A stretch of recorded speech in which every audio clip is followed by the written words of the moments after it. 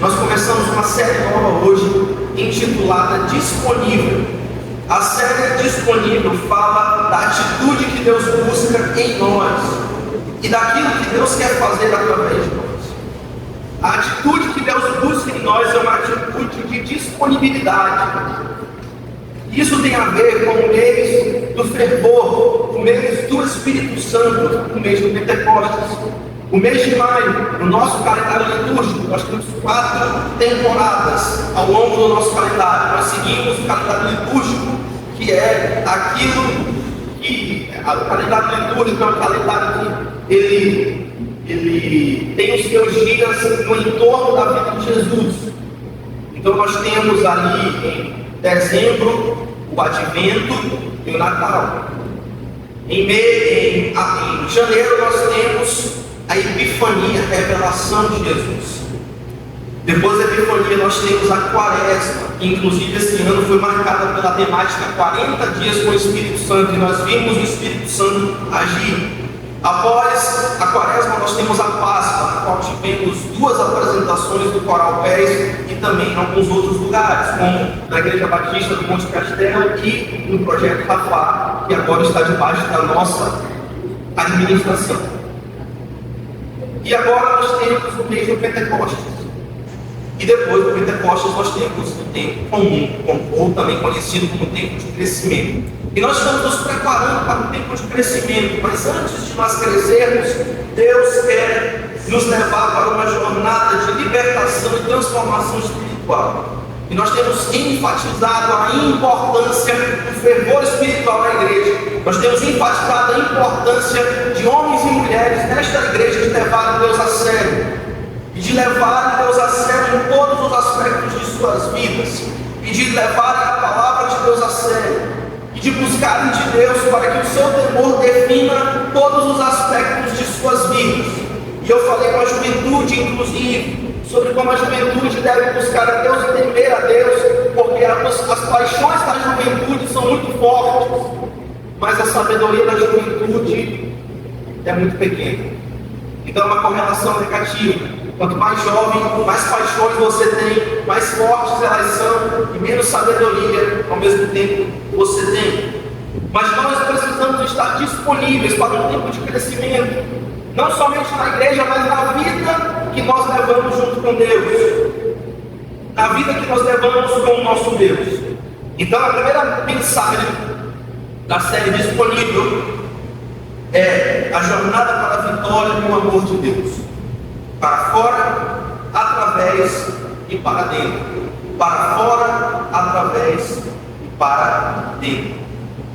A jornada para a vitória. E nós vamos falar hoje sobre uma vitória, sobre uma jornada de libertação e transformação espiritual pela qual Deus nos faz passar, necessariamente para que nós possamos ser usados por Deus.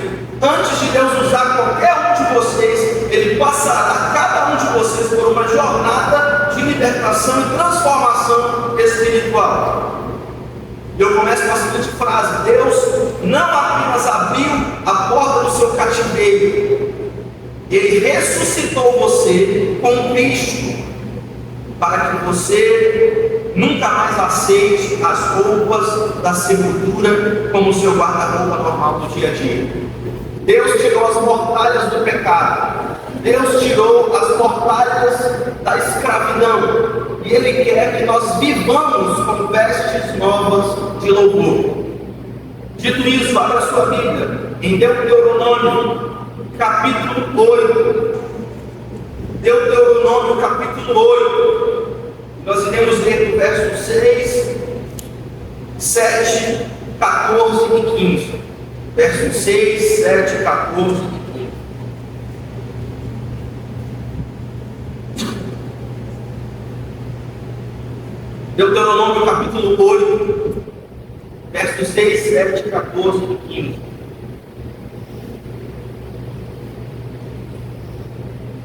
Diz assim a palavra do Senhor. Aqueles que por algum motivo quiserem acompanhar no telão, também fiquem à vontade. Diz assim a palavra do Senhor, versículo 6: Portanto, obedeçam os mandamentos do Senhor seu Deus, andando em seus caminhos e temendo a Ele. Esse é um tema que nós queremos enfatizar ao longo da nossa vida como igreja. E eu não vou parar de bater nesta tecla. Crentes precisam levar Deus a sério. Crentes precisam fazer aquilo que agrada a Deus, pois isso implica ser discípulo de Cristo. Ser discípulo de Cristo é o imitar ao ponto de o agradar. Portanto, obedeça aos mandamentos do Senhor seu Deus, andando em seus caminhos e o temendo. Pois o Senhor seu Deus está levando vocês para uma terra boa, com riachos e tanques de água, com fontes que jorram nos vales e colinas. Pulando agora para o versículo 14. Não se tornem orgulhosos e não se esqueçam do Senhor seu Deus, que os libertou da escravidão na terra do Egito. O Senhor os guiou pelo deserto imenso e assustador, cheio de serpentes venenosas e escorpiões, numa terra quente e seca. Ele lhes deu água da rocha. Alguns versículos complementares que eu quero ler rapidamente estão em Colossenses capítulo 3, versículo 1, que diz assim: portanto, se já ressuscitastes com Cristo, buscai as coisas que são de cima, onde Cristo está sentado à destra de Deus. E outro versículo complementar está no Evangelho de São João, no capítulo 11, versículo 44, que diz a narrativa de Lázaro. E o defunto saiu, tendo as mãos e os pés ligados com faixas, e o seu rosto envolto no lenço. E disse-lhes Jesus: desligai, vocês tirem as ligas dele e deixai-o ir. Mas com isso vamos orar ao Senhor. As palavras da nossa boca, Senhor, e o meditar do nosso coração sejam agradáveis na tua presença. Tu és a nossa rocha e o nosso Redentor. Não te detenhas nessa noite de falar profundamente ao coração e à alma e à mente e ao espírito de cada um que está aqui, Senhor. Faz uma obra poderosa no meio do teu povo, trazendo santo temor e reverência, não somente hoje, mas ao longo de nossas vidas. Oramos isso em nome de Jesus. Amém. Em São Luís, a região metropolitana de São Luís, nós temos uma tradição cultural da cidade. Estou achando esse microfone incrivelmente alto. Quem está bem longe, né? Mas que eu falo forte também. Mas em São Luís nós temos uma tradição chamada Romaria de São José de Ribamar. Todos já ouviram falar dessa Romaria? Levanta a mão. Você já ouviu falar da Romaria de São José de Ribamar? Esse evento é um evento cultural, religioso e político. É um evento cultural, religioso e político. Ele é cultural porque envolve todas as camadas da sociedade na região metropolitana e em regiões mais perto da cidade de São Luís, como por exemplo em Catu, Rosário e outras cidades mais próximas da Cadeira também. As pessoas vêm para a Romaria, é um evento cultural. É um evento político, porque as pessoas elas os políticos se valem deste evento para poder se promover como fomentadores da cultura. Ele é um evento religioso, porque as pessoas de fato, elas estão ali com um intuito de devoção. O que essas pessoas fazem na Romaria? As pessoas andam durante algumas horas, são 21 quilômetros de Romaria. E o que a mídia fala sobre isso? Qual é o pensamento geral das pessoas que vivem na cidade e que não conhecem a verdade a respeito da Romaria de São José de Ribamar? As pessoas olham aquelas pessoas devotas andando 21 quilômetros e dizem: essas pessoas são devotas, são religiosas, essas pessoas são pessoas boas, essas pessoas estão indo encontrar a luz, elas estão indo em busca de soluções para os problemas de suas vidas. Mas, quando as pessoas falam dessa forma, elas fazem algo terrível. O que elas fazem? Elas rejeitam o único que é capaz de resolver o problema real dessas pessoas. São José de Ribamar não é um intercessor pelas vidas. Nós lemos na palavra de Deus que só há um mediador entre Deus e os homens, chamado Jesus Cristo homem. Elas rejeitam o único quebrador de correntes, o único resolvedor de problemas, o único que exige piedade e santidade.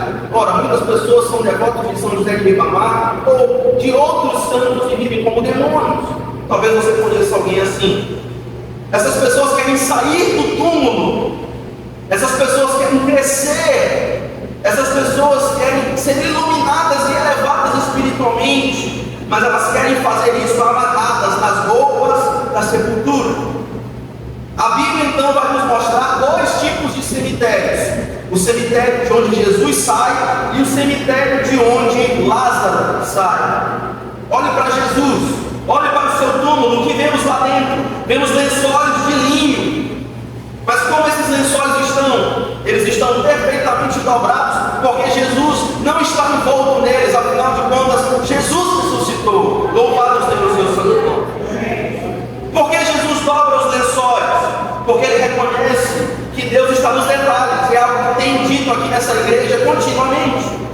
E o que isso nos ensina? Os lençóis estão dobrados. Significa que a morte foi completamente vencida. Agora olhe para o túmulo de Lázaro. Muito embora tenha recebido um milagre extraordinário, Lázaro sai vivo. Mas como é que ele sai? Amarrado em mortalhas, amarrado em roupas de sepultura. Colossenses capítulo 3 nos garante o quê? Que nós acabamos de ler. Vamos ler mais uma vez Colossenses capítulo 3. Portanto, se já ressuscitastes com Cristo, significando que nós não estamos ressuscitados com Lázaro, nós estamos ressuscitados com Cristo. Logo, se estamos ressuscitados com Cristo, devemos a sua semelhança não estar vestidos de mortais. Quando se entende isso? Muitos buscam a devoção de um santo, fazem uma romaria de 21 quilômetros, mas nada substancialmente muda em suas vidas. Alguns deles só querem parecer bem aos olhos dos seus pais. Olha como eu sou religioso, olha como eu sou devoto, olha como eu tenho uma religião. Hoje nós iremos ver dois pontos, um problema e uma solução. Primeiro, o através. Lembra que o tema da mensagem é a jornada para a vitória e o amor de Deus, para fora, através e para dentro. Assim, Deus vai nos tornar disponíveis. Você tem que ser uma pessoa disponível para Deus. Você tem que servi-lo, você tem que amá-lo, mas não com mortalhas de velhos hábitos, velhos pecados e velhos prisões. Quando Jesus sai da tumba e nós fomos ressuscitados com Cristo, Ele deixa as mortalhas lá. Isso significa que o pecado e a morte não tem mais nenhum poder sobre ele, e se nós estamos nele, o pecado e a morte não tem mais nenhum poder sobre nós. A questão é, nós vivemos dessa forma, sim ou não? Nós vivemos dessa forma. O problema é o através e a igreja que suporta o deserto, ou não. E a resolução é o para dentro e a mesa do amor que permanece. A mesa do amor permanece. O ponto 1 é o problema, o através e a igreja que suporta. Aqui Jesus vai forjar em nós uma dependência. Quando Jesus nos tira, nós lemos lá o primeiro versículo, nós vamos ler aqui novamente. Nós lemos Deuteronômio capítulo 8, versículos 6, 7, 14 e 15. E no ponto 1, eu quero olhar com vocês os versículos 14 e 15, em primeiro lugar, onde Jesus quer forjar em nós uma dependência. Preste atenção, ele vai dizer o seguinte: não se tornem orgulhosos e não se esqueçam do Senhor seu Deus, que os libertou da escravidão na terra do Egito. Os libertou da escravidão, ou seja, tirou vocês para fora da escravidão. Quando Jesus faz uma obra na nossa vida, a primeira coisa que Ele faz é nos tirar do lugar onde nós estávamos. Quantos de vocês lembram onde vocês estavam quando Jesus nos encontrou? É a primeira coisa que Jesus faz. O versículo 15 vai dizer o seguinte: Deus os guiou pelo deserto. Esse é o através. Para fora, através e para dentro. Primeiro, para fora. Não se tornem orgulhosos e não se esqueçam do Senhor seu Deus, que os libertou da escravidão do Egito. Isso significa, tirou vocês de lá. Egito era um lugar de escravidão e de opressão, onde o povo de Deus era maltratado debaixo do jugo de um homem mau chamado Faraó. E nós lemos nas Escrituras que não somente era um homem mau, mas a personificação de Faraó, segundo a doutrina egípcia, era uma transformação de personalidade, onde Faraó entrava junto com os sacerdotes para uma cerimônia. Isso é amplamente documentado na literatura sobre o Egito. O Faraó entrava uma pessoa naquela cerimônia e saía uma pessoa completamente diferente. Os demônios estavam nele, inclusive existe um precedente bíblico para isso. quando nós lemos em Hebreus que ao fustigar o Egito com 10 pragas, Deus estava trazendo juízo sobre 10 potestades. Então, o que isso significa? Quando Deus nos liberta do mundo, quando Deus nos tira da servidão, Ele está também tirando todas as prisões espirituais que estão sobre nós. A obra de Cristo é completa. A obra de Cristo não deixa marca. Ele nos liberta de todos os males, de todos os senhores e nos transporta para uma nova realidade no reino do Filho do seu amor. Não se tornem orgulhosos, porque Ele tirou vocês para fora. Quantos foram tirados para fora nessa noite? Digam amém. Mas Ele também os guiou pelo deserto imenso e assustador. Esse é o através. Esse é o através. Cheio de serpentes venenosas e escorpiões. Ele levou vocês pelo meio de uma terra quente e seca, e Ele lhes deu água da rocha. Qual a importância do deserto na vida do crente? O deserto é um lugar onde Jesus prepara você para ser profundamente e tremendamente usado por Ele. O deserto é um lugar onde Jesus forma em nós dependência, porque você não pode fazer a obra de Deus, você não pode estar disponível, como é o nome da nossa série, sem depender completamente de Deus. Ninguém é disponível sem estar dependente. Quando se entende? Aqui no deserto, Jesus forja em nós a dependência. Jesus forja em nós coisas e situações, forja em nós um caráter que em outra circunstância não aconteceria. Não aconteceria. Não é sem razão que os momentos em que você mais ora é quando você está na pior, sim ou não? Deus está forjando em você algo através. O deserto é importante porque Deus faz milagres no deserto. O deserto é importante porque, como lemos nesse versículo, Ele nos tira a água da rocha. Ele nos alimenta quando é impossível nós acharmos que podemos alimentar nós mesmos. Ele nos guarda quando aparentemente aos olhos humanos é impossível alguém nos libertar ou nos guardar. O deserto é importante porque quando Deus te tira do Egito, esse é o seu para fora.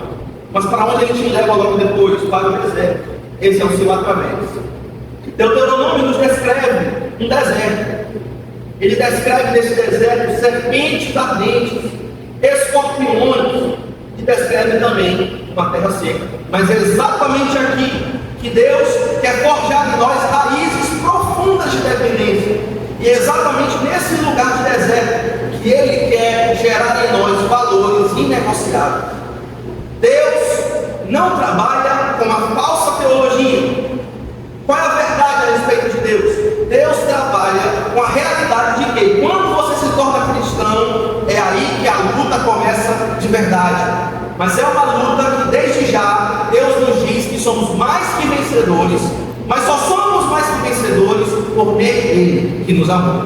Logo, se quisermos viver a vida cristã fora da dependência de Deus, estamos fadados ao fracasso. Cuidado, portanto, com a murmuração. Cuidado, portanto, no deserto com a memória seletiva. O que Israel faz, diz o texto inteiro? O que Israel faz no deserto? O que Israel faz na terra seca? Eles choram. Eles choram de emoção porque Deus os libertou? Não. Eles choram pelos peixes do Egito. Eles choram pelos pepinos do Egito. Eles choram pelos alhos do Egito. Eles choram pelas hortas da caça da servidão. É por isso que eles choram. Eles se acostumaram com as suas prisões. Tem crente que se acostumou com a sua prisão e de vez em quando vai dizer que prefere voltar para o mundo do que continuar servindo a Deus. Queridos irmãos, você pode estar preso e gostar da comida da prisão. Você pode achar que a comida da prisão é um banquete. Não tem os presidiários que comem melhor do que a gente nesse Brasil que a gente vive? Talvez. Qual Alguns dizem que sim, outros dizem que não, mas a questão é, você pode estar na prisão e você pode amar a comida da prisão, mas não é pelo fato, mas não é porque você gosta da comida da prisão que a prisão deixa de ser prisão. Quando se entende?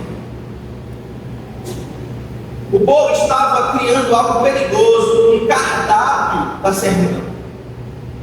Eles esqueceram o peso da escravidão muito rápido. Eles esqueceram a chibata do faraó. Eles esqueceram a maldade dos capangas. Mas eles lembravam da comida. Cuidado com a murmuração. Cuidado com a memória seletiva. Foi isso que fez toda aquela geração morrer na terra seca, morrer no deserto. Deus não trabalha com pessoas murmuradoras. Pessoas disponíveis não reclamam. Pessoas disponíveis não têm uma memória seletiva. Pessoas disponíveis para Deus não se acostumam com as suas prisões, pois foi para a liberdade que o Senhor os libertou.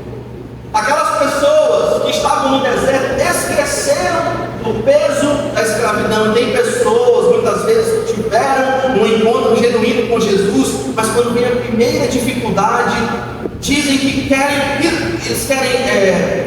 eles querem lidar com aquele problema no lar. Eles querem lidar com aquele problema na farra. Quando eles estão debaixo de estresse, eles querem desestressar no mundo. Eles querem se desestressar com o cardápio da servidão. Exatamente da forma como o povo de Israel foi julgado por Deus. Cuidado, portanto, no meio da dificuldade, com a murmuração. Primeiramente, porque Deus nada deve a nós. Segundo, porque Deus, através daquela dificuldade na vida de um crente, não vai destruí-lo, mas vai aperfeiçoá-lo e purificá-lo. A implicação divina que nós temos em Hebreus capítulo 11, versículos de 12 a 15 é o seguinte: assim, aquela nação inteira veio desse homem velho e sem vigor, que era Jacó, uma nação numerosa, como as estrelas do céu, e incontável como a areia da praia. Todos eles morreram na fé, embora não tenham recebido todas as coisas que lhes foram prometidas. Se quisessem, poderiam ter voltado à terra de onde saíram. Poderiam ou não poderiam? Os israelitas poderiam voltar para o Egito. O faraó ia achar o máximo. Eles poderiam, mas aqueles que receberam de Deus uma promessa. Olha o que diz o versículo 16. Se quisessem, poderiam ter voltado à terra de onde partiram, mas buscavam uma pátria superior. Louvado seja o nome do Senhor. Sabe o que isso significa? Quem foi liberto por Deus tem apenas duas opções. Primeiro, ou você regride as mortalhas pela falta de fé, ou você volta para o Egito, onde você vai receber uma marmita requentada, quando você vai estar na prisão, ou você avança para se livrar das mortalhas pela fé. Qual é o que você vai escolher hoje? Qual é a atitude do seu através? Lembra que Deus já te tirou da terra do Egito. Ele quer te usar poderosamente, mas Ele precisa mandar você pelo através. Qual vai ser a sua atitude nessa situação? Você vai regredir as mortalhas pela falta de fé? Você vai se vestir de novo com as mortalhas no morro, com todo aquele mal cheio, com todo aquele mofo, com toda aquela poeira? Ou você vai avançar pela fé para se livrar de todas as suas mortalhas? Qual é o que você vai escolher hoje? E isso volta para uma pergunta muito básica que eu faço para você nessa noite. Olha o que ele diz: se quisessem, poderiam voltar à terra de onde saíram, os descendentes de Jacó. Eles poderiam voltar para o Egito, mas eles receberiam uma marmita. Lá eles iam ser explorados, mas eles iam pelo menos ter comida. Parece um bom acordo para você? Mas olha o que eles fizeram. Mas eles buscavam uma pátria superior, um lar celestial. Quantos estão indo para o céu nessa noite com amém? Queridos irmãos, lá no seu trabalho, com aquele seu chefe mala, você tem que se lembrar que você está buscando uma pátria superior, um lar celestial. No meio das dificuldades, você precisa se lembrar que você está em busca de uma pátria superior, um lar celestial. Você precisa se lembrar que aqueles que Deus usa, aqueles que o buscam, não regredirão as mortalhas pela falta da fé, mas avançarão para vestes novas me faz eu te perguntar: você realmente acredita que apesar de tudo que você tem passado, Deus tem uma obra na sua vida? Quantos creem nisso? Você realmente acredita? Isso aqui é só para quem crê. Você realmente acredita que apesar de todas as dificuldades, Deus é por você? Você realmente acredita que apesar de tudo que você tem passado, de todas as afrontas, de todas as perseguições, Deus irá te livrar? Aleluia! Quem foi liberto por Deus só tem duas opções, não tem três e nem quatro. Ou você regride as mortalhas pela falta de fé, ou você volta para o Egito para comer marmita requentada, ou você avança pela fé. Não é na força da carne, meus irmãos, é pela fé. Cadê os crentes fezudos nessa noite com a mim? Meus irmãos, eu tenho fé. Eu tenho fé que Deus vai fazer. Pastor, mas parece que não. Mas Ele vai, porque é pela fé, não é pela vista. Meu irmão, se fosse pela vista, nós largávamos essa. A gente largava isso aqui para fazer outra coisa da vida. Ia para o São João, né? Está chegando seu dinheiro, não é isso? Ia para o São João, curtir, virar, não é isso? Mas é pela fé, eu acredito. Eu acredito que no através, Deus já me tirou, já estou fora. Nunca mais eu vou ao inferno. Louvado seja o seu santo nome. Mas eu acredito que apesar de tudo, eu tenho fé que nesse através, no meio do deserto, Deus está forjando em mim algo bonito, algo belo, algo extraordinário. Deus está forjando dentro de mim raízes profundas. Deus está forjando dentro de mim valores inegociáveis. Deus está forjando dentro de mim dependência, poder espiritual. Com o apóstolo Paulo foi assim, com Pedro foi assim, com Davi foi assim. Davi fugiu durante 13 anos antes de receber plenamente sua promessa.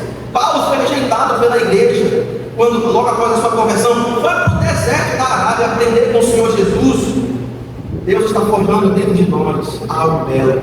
Deus está formando em nós algo glorioso, algo eterno, algo poderoso para a sua glória, para o nosso bem. Por isso, leia Lucas 9:62, junto comigo, todos no 3, rápido e forte, no 3. 1, 2, 3. Ninguém, aliança sagrada, ninguém lança a mão do arado e olha para trás, é apto a quem. Vamos ler só o versículo 3. 1, 2, 3. Ninguém lança a mão do arado e olha para trás, é apto a quem. Quem tem posto com a mão na arada não pode olhar para trás. Já dizia a música do nosso Paulo César. Ele vai dizer o seguinte: ninguém que lança a mão para trás, ninguém que deu um passo com Jesus, ninguém que fez um compromisso de ser um discípulo, ninguém que deu um próximo passo pode voltar atrás. Pergunte para a pessoa que está do seu lado: onde você está na caminhada? Onde você está na caminhada? C.S. Lewis escreveu algo para acalmar a alma do deserto. Ele vai dizer o seguinte: existem coisas muito melhores à frente do que qualquer coisa que deixamos para trás no Egito. Meus irmãos, nem olhos viram, nem ouvidos ouviram aquilo que Deus tem preparado. Satanás quer te ganhar no deserto. Outro dia eu fiz uma audiência criminal. E aí o que aconteceu foi o seguinte: a promotoria queria pegar na audiência. É isso? Não tem prova. Não tem prova de nada. Mas eu quero te pegar na prova. Eu quero te pegar na audiência. Eu quero te pegar no deserto. Satanás quer isso. Satanás quer te pegar quando você está mais vulnerável. Ele não tem nada contra você, porque quem trará acusação contra os eleitos de Deus? É Deus que santifica, é Deus que justifica. Pensa numa coisa inútil aí. Pensa numa coisa inútil agora. No 3. Pensa numa coisa inútil. Pensou? Pois é. Sabe o que é mais inútil do que isso? Satanás quer trazer acusação contra os eleitos de Deus. Essa é uma coisa inútil. Ele quer te pegar no meio da dificuldade para você questionar se vale a pena. Porque se você questionar, se você ao menos questionar se vale a pena, ele já quer. Mas Deus quer levantar uma igreja que não duvida das suas promessas. Deus quer te fazer, no meio da prova, não titubear. Deus não tem prazer em crentes que titubeiam, duvidam, que cocheiam entre dois pensamentos. Deus tem prazer naqueles que no meio do deserto acreditam que, apesar de tudo, Deus entrará com a sua providência. Por isso, não abandone os seus irmãos no meio da secura, no meio do deserto, no meio do calor, no meio de serpentes e escorpiões. Não abandone os seus irmãos. Igreja, que sejamos uma comunidade nessa igreja, que nós não deixemos os irmãos vulneráveis, mas que cheguemos juntos. Vamos fazer uma visita. Essa semana fizemos uma visita, semana retrasada fizemos outra visita, essa semana vamos fazer nós temos 30 visitas, no mínimo, uma meta mínima, até o final do ano para fazer, para orar pelos irmãos, para encorajá-los. Meus irmãos, vai dar certo, para chegar, meus irmãos, as promessas de Deus estão de pé. Meus irmãos, não desistam, em nome de Jesus. Boa parte do meu trabalho de discipulado é dizer para os meus discípulos: não desista.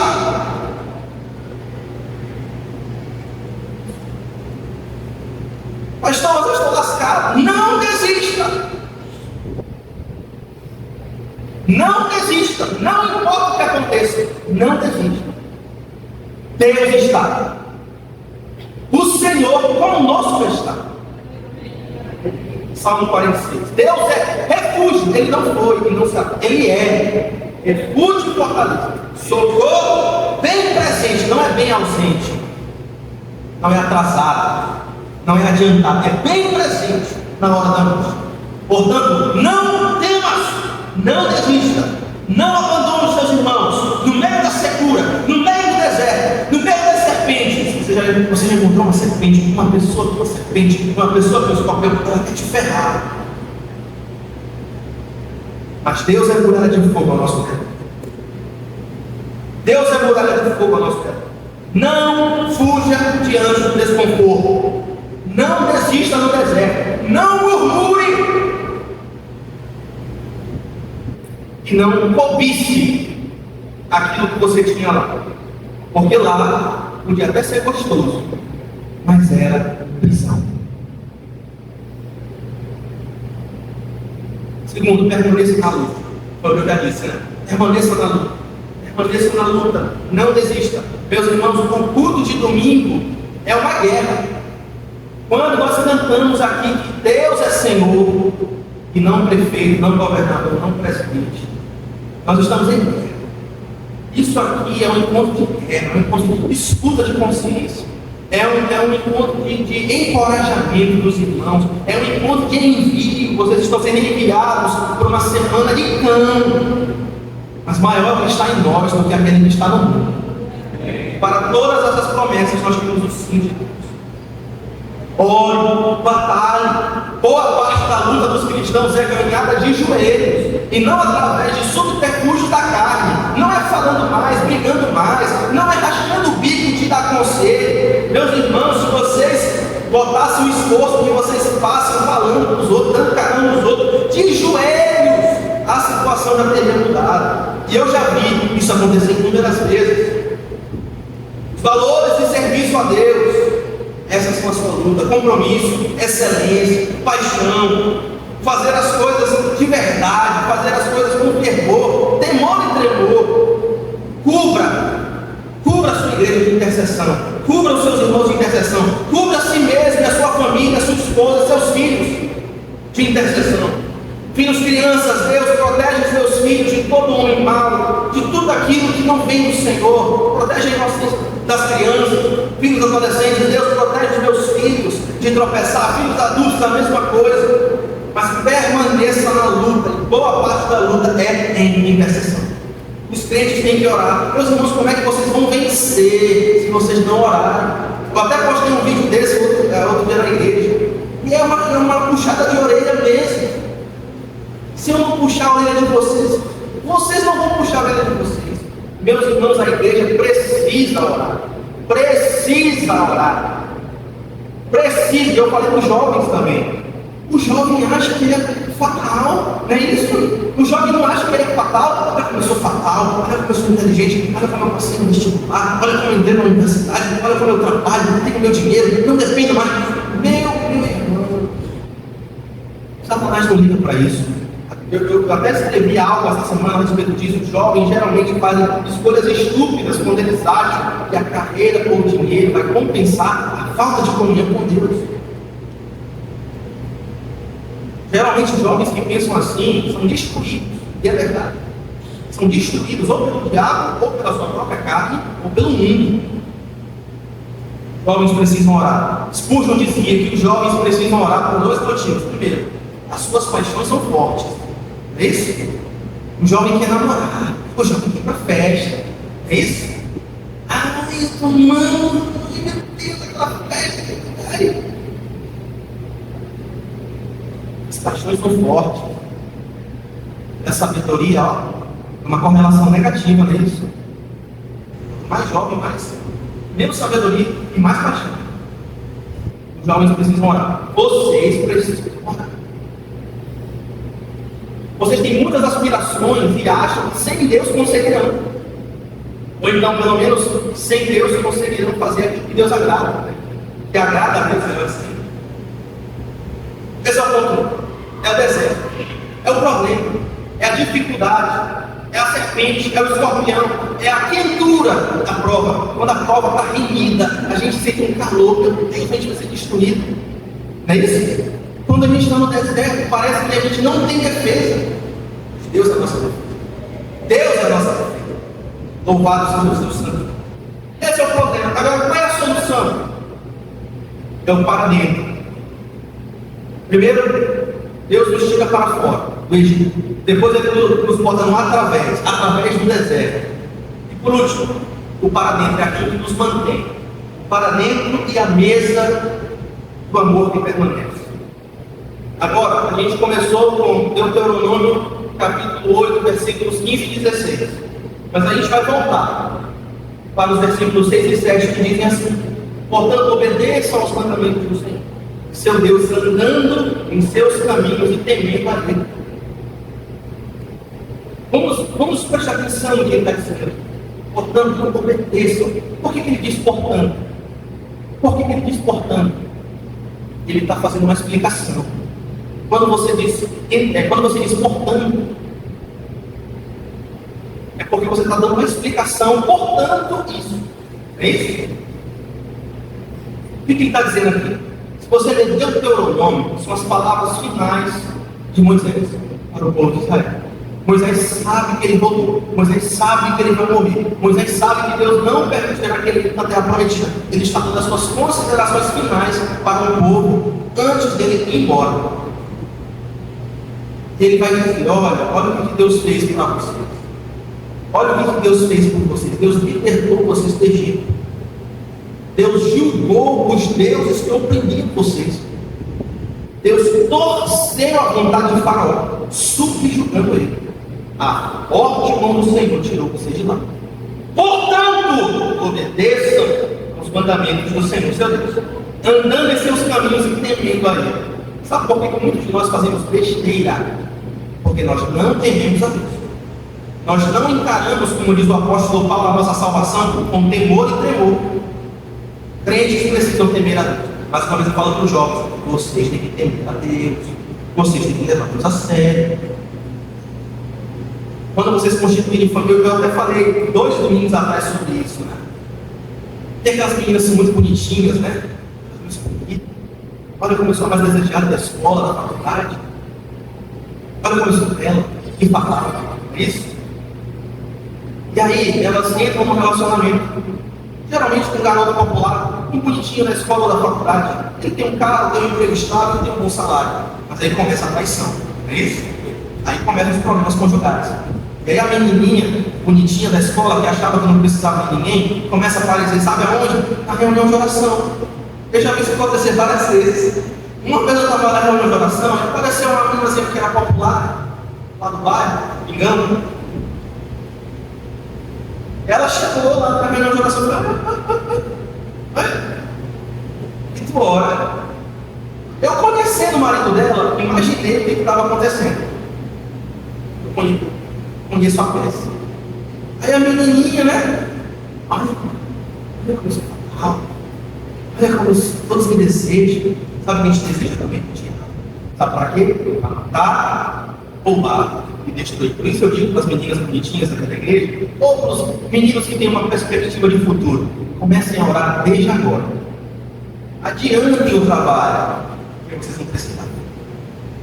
Vocês vão precisar orar pelos filhos de vocês. Vocês vão precisar orar pela carreira de vocês, pelo suprimento das suas necessidades. Adiantem o trabalho. Adiantem o trabalho. A resolução é quando Deus nos traz para dentro. Portanto, obedeçam aos mandamentos do Senhor, seu Deus, andando em seus caminhos e temendo a Ele, pois o Senhor, seu Deus, está levando vocês para onde?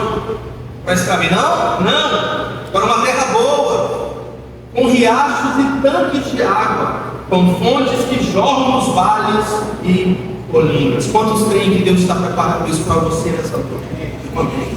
Eu creio, irmãos, que Deus está preparando para vocês uma terra boa, com riachos e tanques de água, com fontes que jorram nos vales e colinas.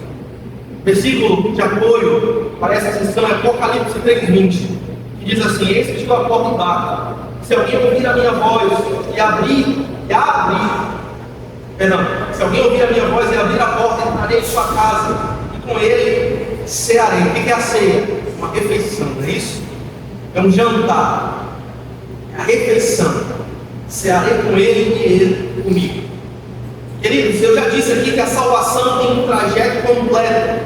Deus nos tira do Egito, para fora do Egito, para fora da servidão, para fora da escravidão. Ele nos coloca através do deserto, para nos forjar, para nos trabalhar.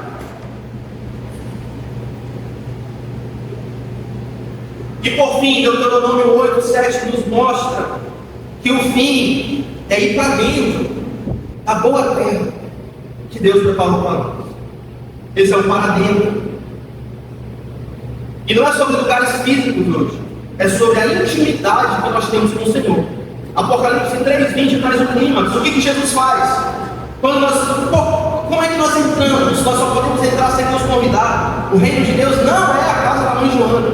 Não é. Nós só podemos entrar sem nos convidar. E o que Jesus faz? Ele bate na porta. Ele bate na porta da igreja. Ele bate na porta de um pecador cansado e ferido. E ele pede para cear. Ele quer um relacionamento, porque quando você compartilha uma refeição com alguém, você não está somente compartilhando uma refeição, você está compartilhando a sua vida. Você vai falar sobre como tem sido os dias, como tem sido as batalhas e as lutas. Você vai falar sobre como você se sente prestigiado por aquela pessoa estar tendo uma refeição junto com você. Geralmente você tem refeições com a sua família, com seus amigos. Isso significa que quando Deus bate na nossa porta, Ele quer um relacionamento com cada um de nós. Esse é o para dentro. Deus só usa pessoas com quem Ele tem relacionamento. Só estão disponíveis pessoas que têm um relacionamento com Deus. Recentemente saiu uma pesquisa, e essa é de verdade, né? Eu vi dizendo que saiu uma pesquisa na ONU recentemente que 100% das pessoas morrem. Fiquei chocado com isso. Mas essa é de verdade. E saiu uma pesquisa recente dizendo quais as frases que as pessoas mais gostam de ouvir. Sabe o que elas responderam?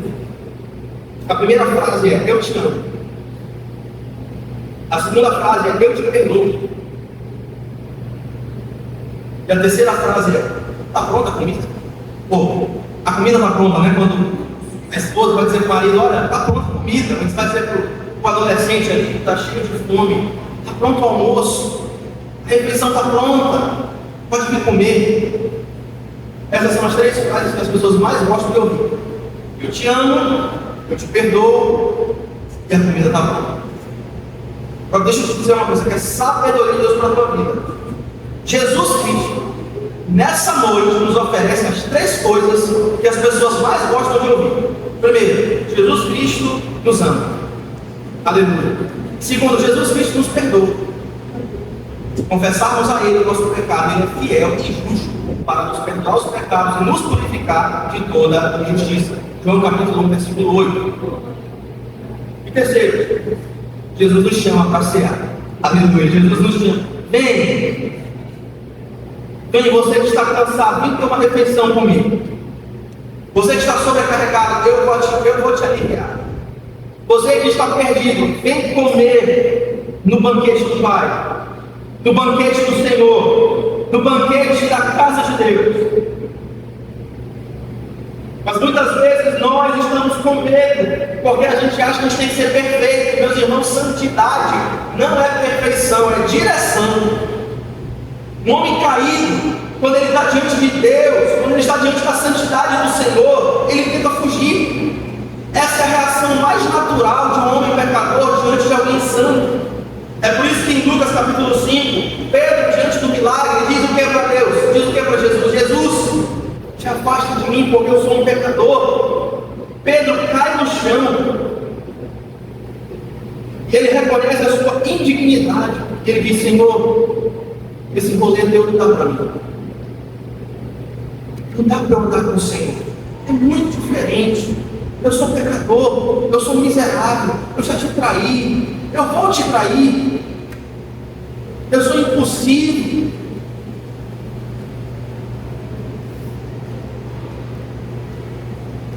Uma pessoa que está dentro da igreja, muitas vezes tem uma mentalidade de cliente, uma mentalidade que nós combatemos aqui.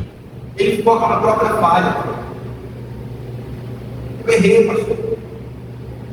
Ou então ele está na igreja por causa de alguém. Ele não olha para Deus, ele sempre olha para a limitação dele ou do outro. Ele foca na própria falha, ele diz: eu sou indigno. Então ele descarta Deus. Ele que descarta Deus. Ele diz: não, Senhor, eu não consigo andar contigo, então passa. Mas graças a Deus por Jesus Cristo, porque Jesus Cristo inverte essa lógica. A graça de Jesus inverte essa lógica para dentro. O que significa isso? Deus nos tira para fora, Deus nos faz passar por um deserto para nos purificar e criar coisas eternas dentro de nós, e depois Ele nos faz um convite. Por que Deus nos faz um convite? O que existe em nós que justifica Deus olhar para nós? Você conhece você próprio, você é cheio de defeitos e falhas. Você não escolheria você. Mas Ele escolheu por quê? Vamos ler junto comigo no 3. Efésios capítulo 2, do verso 4 ao verso 6. Em voz alta. 1, 2, 3. Deus, sendo rico em misericórdia, nos ressuscitou juntamente com Ele e nos fez assentar nos lugares celestiais em Cristo Jesus. Pela sua graça e pela sua misericórdia, Ele inverte a lógica de nós descartamos Deus, e Ele não nos descarta, mas Ele nos chama para ser. Pessoas usadas por Deus são aceitas na mesa. Pessoas disponíveis para Deus são pessoas que recebem o convite da graça e o aceitam de bom grado. Por quê? Porque o amor fica. E foi isso que Jesus fez com Pedro. Lucas capítulo 5, versículo 8 diz assim: e vendo isto, Simão Pedro prostrou-se aos pés de Jesus, dizendo: Senhor, ausenta-te de mim, porque eu sou um homem pecador. Mas Jesus diz: Pedro, não é você que me escolhe, eu que te escolho. E a partir de agora você será um pescador de homem. Aleluia. Restaura a identidade de Pedro e restaura a sua missão. É isso que Deus faz conosco. O pecado tira a nossa missão e nos atrasa a vida.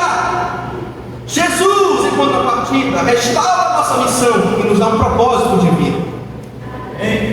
O que Jesus responde para o pecador que pede para ele se afastar? Meus irmãos, Deus tem prazer em nos perdoar.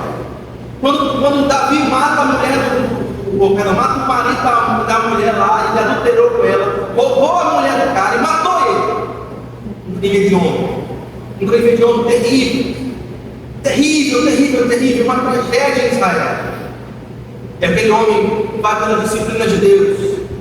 Ele é disciplinado por Deus, severamente. Mas então, no Salmo 51, Davi pede perdão para Deus. Meus irmãos, sabem qual é a primeira coisa que Deus faz assim que Davi pede perdão para ele? Perdoa ele. Deus tem prazer em nos perdoar. Deus tem prazer em nos tirar do lamaçal de lama e nos dar uma nova perspectiva pelo seu poder, pela sua graça. Porque o amor sempre fica, o amor sempre chama para perto, o amor sempre chama para dentro, o amor sempre chama para o relacionamento. Jesus não obedece a um pedido de um pecador.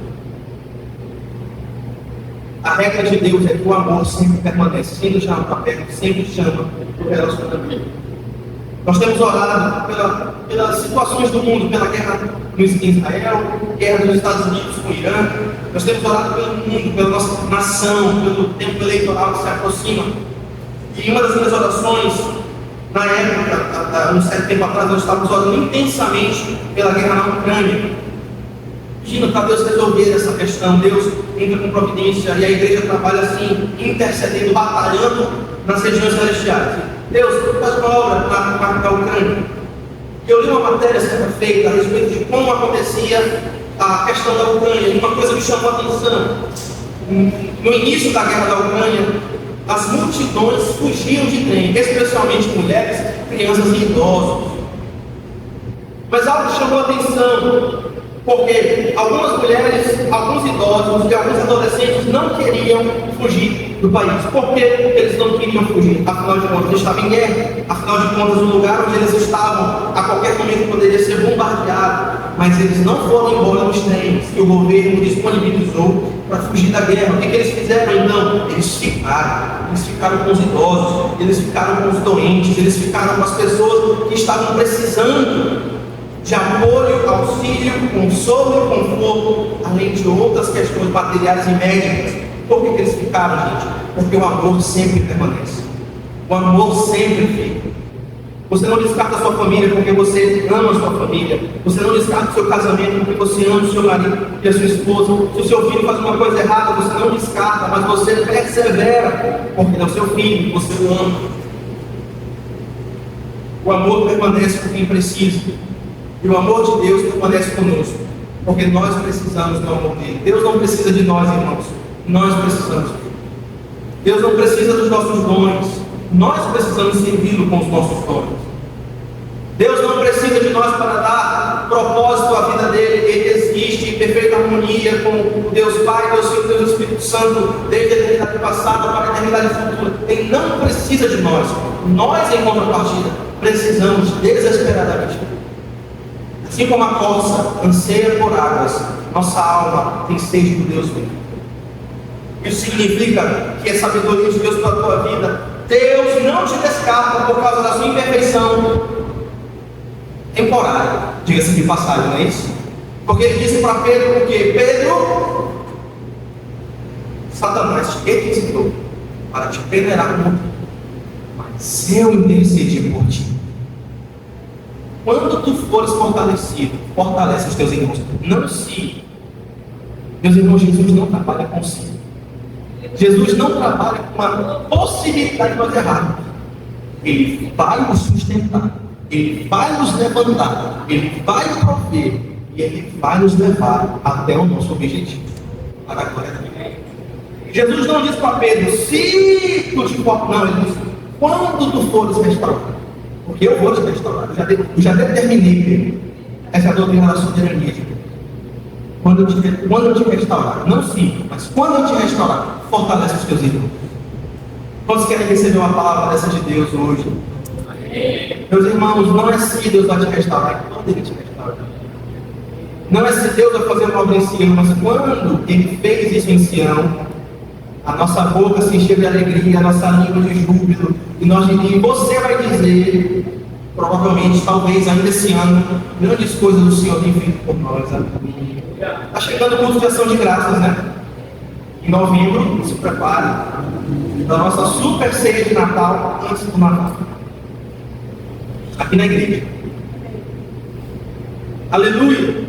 A graça de Deus tem prazer, Deus tem um prazer em usar vasos quebrados. Deus tem um prazer em restaurar quem está aqui. Deus tem um prazer em levantar você. Deus tem um prazer em te restaurar. Deus tem um prazer em te dar um testemunho. Deus tem esse prazer. E a graça de Jesus te segura hoje para garantir o pescador de almas que você se tornará amanhã. Não foi isso que ele disse para Pedro? Pedro disse: Senhor, se afaste de mim. E Deus deu uma profissão para ele: vai ser pescador de almas. Pedro, eu não ligo para as tuas falhas, eu já defini que tu vai ser um pescador de almas. É isso que vai fazer com que você persevere. A nossa sujeira não consegue expulsar Jesus da sala. Não é a nossa sujeira que contamina Jesus, é a santidade dele que nos contamina. A nossa sujeira não consegue expulsar Jesus da sala. A dor que você está sentindo hoje, sabe o que ela atrai? A misericórdia de Deus. Quando Jesus restaura Pedro, presta atenção nisso. Quando Jesus restaura Pedro, o que Pedro vai fazer em Atos? Vai pregar em Atos capítulo 3. Vai ser um grande evangelista. Vai colocar Jerusalém de cabeça para baixo com uma única pregação. E 3.000 almas foram colocadas dentro do reino de Deus pela pregação de Pedro. Mas alguns meses antes, Pedro estava lascado. Mas quando Jesus restaura Pedro, sabe o que Jesus está vendo? Pedro, eu vou te restaurar porque eu já te vejo pregando lá em Atos. Pedro, eu vou te restaurar porque eu já te vejo fazendo a minha obra. Pedro, eu vou te restaurar porque eu já vejo tanto de coisa que eu posso fazer na tua vida. É por isso que Deus vai nos restaurar. Deus já está vendo o que Ele vai nos usar. E não só na tua vida, mas na vida dos teus, porque a promessa é para ti e para a tua casa. Então você tem que olhar pelos teus filhos. Deus, eu sei o que você vai fazer, porque eu já vejo meu filho sendo pregador da tua palavra. Eu já vejo o ministério dele restaurado. Eu já vejo o ministério do meu marido, Senhor, a gente indo, né? Irmãs, vocês têm que sonhar isso. Vocês têm que sonhar isso. Eu já imagino eu e meu marido pregando o evangelho por aí. Por isso, não use a sua indignidade como falsa humildade. Eu sou tão pecador, então... Isso é uma falsa humildade. Deus tem prazer que, mesmo errados, nós vamos até Ele e confessemos e peçamos a sua misericórdia. Dizer que é sujo demais é ofender a eficácia do sacrifício de Jesus. Quando você diz, eu não tenho jeito, você está dizendo que o seu pecado é mais forte do que o sacrifício de Cristo. E eu não aceito isso. Eu não aceito isso. Pastor, o senhor não faz ideia do que eu já fiz. É você que não faz ideia do poder do sangue de Jesus. Aleluia. E por último, seja grato e aceite o convite. Se Jesus te chama para ceiar, você simplesmente aceita. Se Deus diz para você dar um próximo passo, olha, dar um próximo passo é mais fácil que ele não salva. Dar um passo é mais fácil do que pular. E Jesus dá a oportunidade de você dar um próximo passo. E se Ele te faz um convite, se o Rei do Universo faz a ceia, qual é a única resposta que você pode dar para Ele? É sentar na mesa. E lá Ele vai lavar os teus pés. Lá Ele vai te purificar. Não espere ficar perfeito. Venha como estás. Ele vai te restaurar. Ele vai te curar. Ele vai te levantar. Ele vai enxugar as tuas lágrimas. Ele vai te fazer permanecer. E assim você se tornará disponível para a obra dele. Ele te traz para fora do reino das trevas. Ele te faz passar por lutas e provações para te purificar. Mas no final é o quê? A mesa do descanso. A mesa da refeição. Ele oferece isso para cada um de nós no dia de hoje. Se Ele te fez um convite, não endureça o seu coração. Não diga que não, mas diga que sim. Ele é poderoso. Jesus é poderoso. Jesus é poderoso para salvar. Jesus é poderoso para curar. Jesus é poderoso para dar vida eterna. O diabo não presta. O diabo é mentiroso. O diabo não vale nada. Mas Jesus veio para destruir as obras dele, para fazer uma obra na vida de cada um de nós. Pastor, isso é possível? É possível, pastor. É possível ver essa vida que o Senhor disse. É possível tirar as roupas da sepultura. É possível, Senhor. É possível, pastor, não usar as mortalhas da minha velha vida. Sim, é possível. Sabe por quê? Porque Jesus fez isso por nós. Jesus fez isso por nós para que nós pudéssemos parar de vestir as mortalhas do nosso cativeiro e do nosso túmulo. Jesus fez isso para que nós pudéssemos andar justiça. Jesus quebrou as nossas correntes ao morrer na cruz no nosso lugar, para que o poder do pecado também fosse quebrado.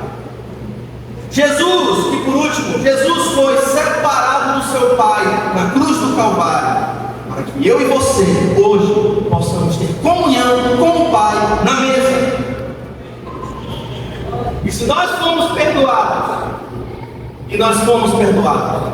então nós podemos receber a palavra de Gálatas, capítulo 5, versículo 1, que nós vamos ter juntos agora, no 3. 1, 2, 3. Portanto, Cristo nos libertou. Aleluia! Aleluia! Cristo te libertou. Louvado seja o seu santo nome. Portanto, vamos lá no 3, 1, 2, 3. Portanto, Cristo nos libertou. Agora, certifiquem-se de permanecer livres e não se deixem amarrar novamente com as correntes da escravidão.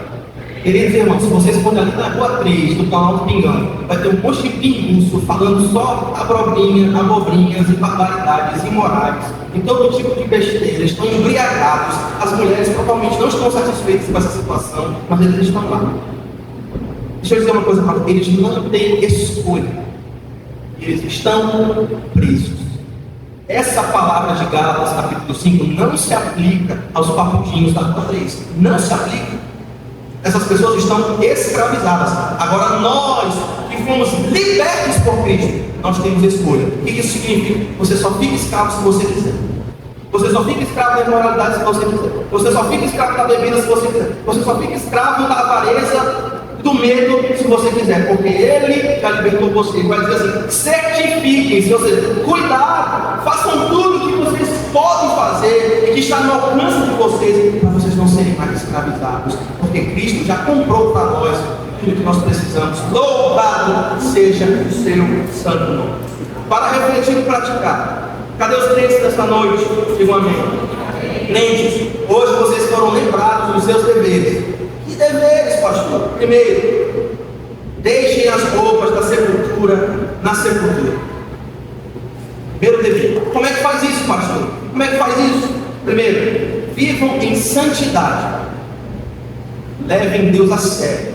Diga para o irmão que está do seu lado: leva Deus a sério. Pelo amor de Deus. Leve Deus a sério. O mundo já está farto de Wesley Safadão se batizando no Rio Jordão. Ninguém aguenta mais isso. Ninguém aguenta mais um cantor de forró que disse que se converteu. Ninguém aguenta mais esta droga. Ninguém aguenta mais. Ninguém aguenta mais isso. Ninguém aguenta mais um que se diz crente dando mau testemunho. Ninguém aguenta mais isso. Isso é uma droga. Levem Deus a sério.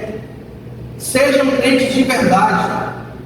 Busquem a Deus, apartem-se do mal, temam ao Senhor e apartem-se do mal. Reconhece Ele em todos os teus caminhos e Ele enfrentará as tuas veredas.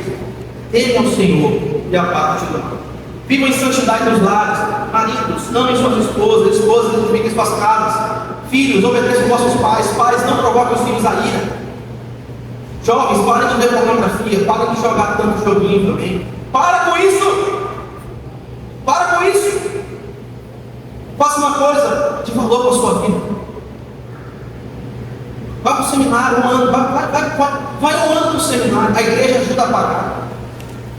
Vai servir a Deus, vai estudar, vai abrir uma empresa, casa, pega essa menina e casa com ela, ama ela. Pastor, mas o sentimento, dane esse sentimento, ama essa mulher até o final da vida.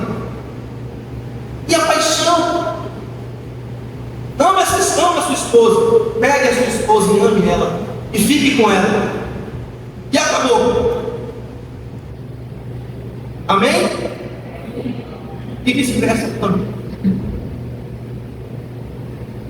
2. Rejeita a murmuração. Para de reclamar. Não olha para trás. Quem tem posto a mão arada não pode olhar para trás. Deus não tem prazer nisso que retrocede. Devotem-se a Deus com compromisso e paixão. Esses são inclusive os valores da nossa igreja de serviço: compromisso, excelência e paixão. Compromisso, excelência e paixão. Compromisso, excelência e paixão. E por último, vença a falsa humildade. Nunca diga assim, nunca diga isso. Ah, eu sou tão indigno, não vou para a igreja. Isso é besteira, você está errado. Quanto mais ruim você estiver, mais na igreja você precisa estar. A igreja não é para os santos, porque ele não veio para os santos, mas veio para aqueles que estão precisando de ajuda. Agora levante sua mão, deixa eu te abençoar. Com os corações crentes, recebam a bênção do seu Deus, aquele que é poderoso para guardá-los de tropeçar, de apresentá-los sem culpa, diante da presença da sua glória, com transbordante alegria. Ao único Deus sábio, sejam dadas glória e majestade, domínio e poder, agora e para todos sempre. E a igreja concorda em fé, dizendo: